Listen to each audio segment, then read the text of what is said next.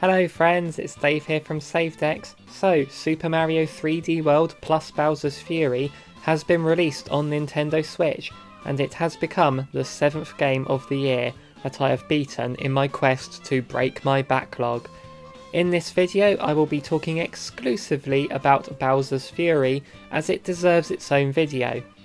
At the time of recording I have beaten 3D World's main story, but I haven't done the post game yet, although I have 100%ed it on the Wii U version before.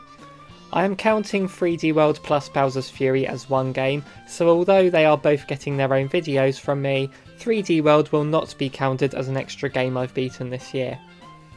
If you want to know my thoughts on 3D World sooner, I have written a review of it for Switch Up. I will put a link to that review in the description once their video goes up. So check their channel out and hit that subscribe button if you like what you see over there, and also hitting the one here would be most sporting of you indeed. So, what is Bowser's Fury? It is a side mode that comes with the Switch port of Super Mario 3D World, but it is so much more than just a tacked on extra. There is a whole adventure here. It could almost be its own standalone release. Mario finds himself warped to Lake Lapcat, where there is a gigantic, very scary looking Bowser, known as Fury Bowser, causing havoc.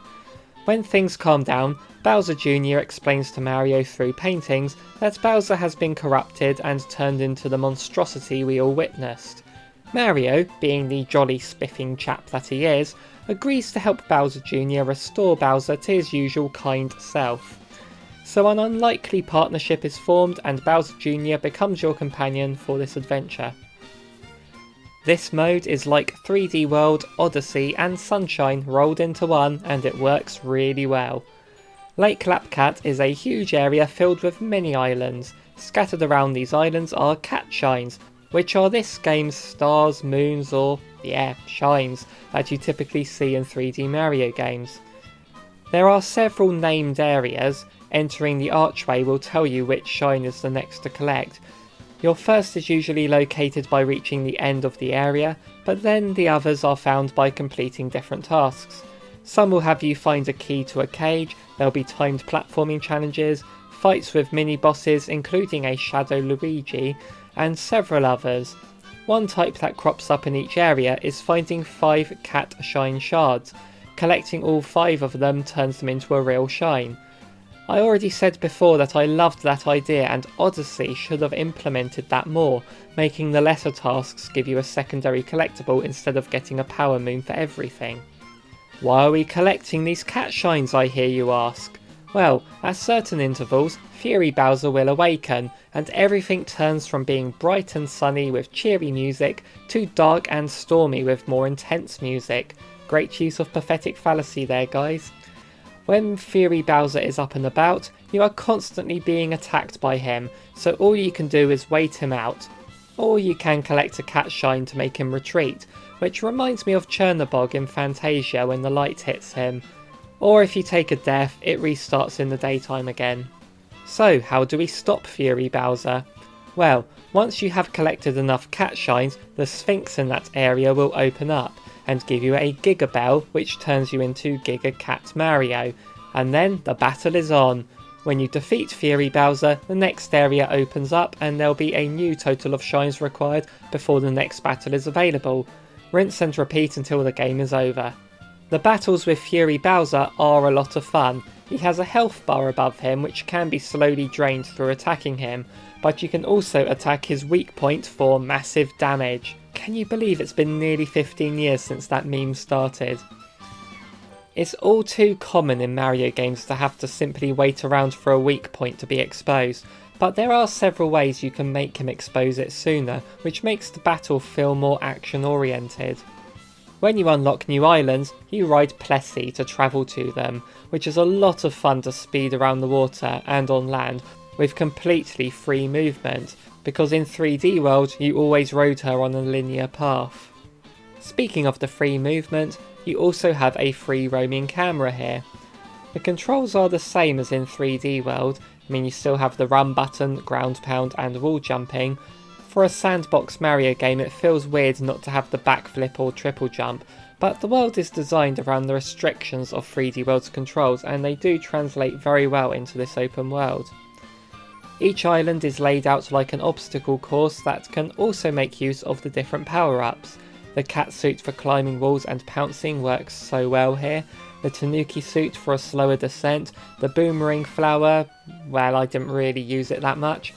You gain power-ups out of blocks you find, but you also gain a random power-up from collecting 100 coins, because lives just aren't a thing in this mode. In a time where lives don't really mean anything in platformers anymore, it's nice to see Mario games making new uses for coins. In Odyssey, they were to buy costumes in the shops, and here, they're another way to gain power-ups. Like with Odyssey, when you die, you lose coins. 50 this time though, instead of 10. Inflation, eh? Pressing up on the D-pad lets you select a power-up for Bowser Jr. to throw to you if you are in need of one. You can hold up to 5 of each one, and I honestly didn't run out of them at all for my whole run. They really are generous with how many they supply. So that's one thing Junior does for you. He also collects nearby coins and attacks enemies with his brush. You can set in the menu how much he helps you out, and you can also have a second player take control of him. But the main thing you can set him to do is paint over any question marks you see on the wall to make an item appear. You do this by tapping R and using the gyro controls to move the pointer. Using the Bowser Jr. Amiibo also lets him do a slam move, but I never used it, so you're not going to miss out on anything if you don't have that Amiibo. Another use of Amiibo comes from the Bowser one. It will summon Fury Bowser at any time. But why would you want to do this?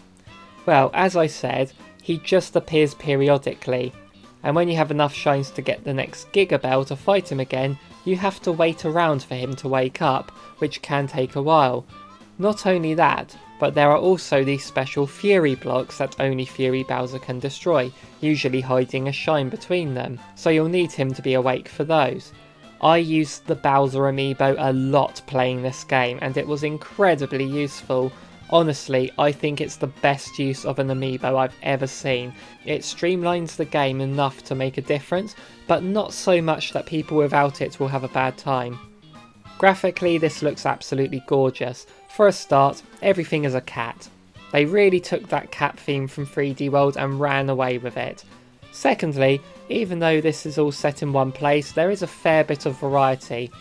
It all has an island setting, but you have your beach to start with, and later on you'll encounter a lava area, and there's also an icy island, which in all honesty made me feel cold. I was in a pretty cold room when playing this, and I didn't really notice that until I saw this island and the coldness just hit me. This game is so immersive. And while talking about visuals, let's talk about Fury Bowser's design. I mean, how amazing is that? He looks genuinely intimidating. This has got to be the best design for a Mario boss there has ever been, and the best Bowser has looked since Giga Bowser in Smash Bros. Melee. His size, the dark colours of his body and the blank white eyes, he is absolutely terrifying. You need 50 shines in order to complete the game, but there are 100 in total. Once you've done the first 50 shines and seen the credits, the post-game starts. Here you can use the fast travel option on the map screen to get around quicker, and I had a lot of fun exploring the map to find all of the collectibles. The map does show whereabouts those last ones are, but each one comes with a challenge, so that doesn't make it too easy. Speaking of difficulty, there are some hard sections in this game that gave me a lot of trouble. It isn't the hardest game. I found 3D World to be more difficult than this mode, but it certainly isn't a walk in the park either. It took me nearly 6 hours to complete this mode 100%, considering this is just a side mode included with an already beefy game in itself. Then this really does make the package feel like a good deal. I had a great time with this one. It really shows the 3D land and world style of gameplay could translate well into a sandbox collectathon Mario platformer, one that uses power-ups instead of health bars.